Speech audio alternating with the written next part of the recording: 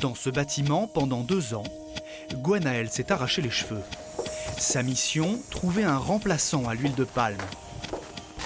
Elle travaille pour la marque haut de gamme Bjorg qui produit des biscuits bio. Et elle aussi connaît le grand avantage de l'huile de palme. Comme vous le voyez, c'est une matière grasse qui est solide à température ambiante. Vous voyez ici, c'est vraiment des morceaux que je peux manipuler.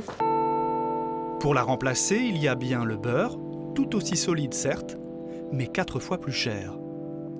L'huile de colza, elle, pose des problèmes de conservation.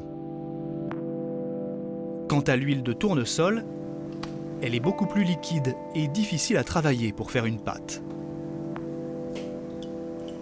Le fait d'avoir une pâte avec une texture assez différente, une tenue un peu moins bonne, fait que vous aurez plus de mal à former vos biscuits. Par exemple, vous n'arriverez pas à faire des carrés réguliers. Malgré tout, la marque ne s'est pas découragée. Elle multiplie les essais pour se passer de l'huile de palme. Merci d'être là. Aujourd'hui, après 1 an et demi de recherche et 12 tentatives infructueuses, Marilyn. elle propose à son équipe de goûter le dernier prototype de biscuit au chocolat à base de beurre et d'huile de colza. Mais une nouvelle fois, quelque chose va coincer. Non, il faut déjà savoir qu'au niveau de la texture, on a un petit bémol.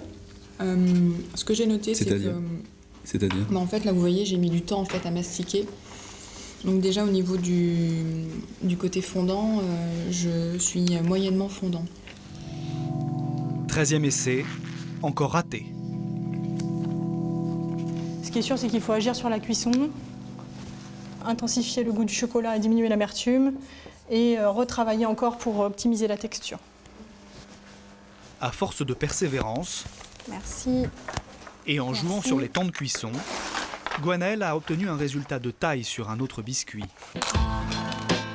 Elle a réussi à produire sans huile de palme ce fourré au chocolat, proche de celui de Prince et de BN. Visuellement, il n'a pas changé. Ça faisait partie de notre critère d'acceptation de la nouvelle recette. Aujourd'hui, nous avons tout fait pour que rien ne change dans le produit, si ce n'est d'avoir enlevé l'huile de palme. Il aura tout de même fallu 2 ans de recherche et 100 000 € de budget, rien que pour ce biscuit, dont le prix a du coup augmenté de 5 %.